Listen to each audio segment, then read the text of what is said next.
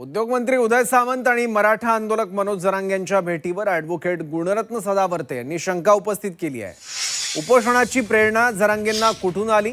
सामंत यांच्या भेटीनंतर जरांगेंचे उद्योग सुरू झाल्याचा आरोप सदावर्तेंनी केला।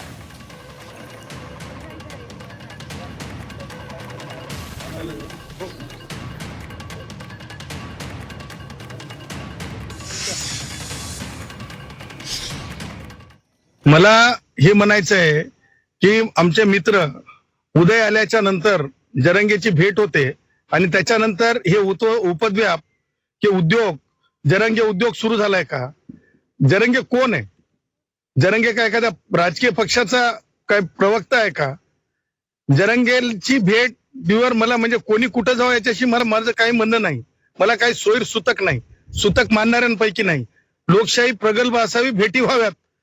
परंतु मला अंततः असं म्हणायचं आहे की ही जरांगेला प्रेरणा कधी मिळाली, का मिळाली?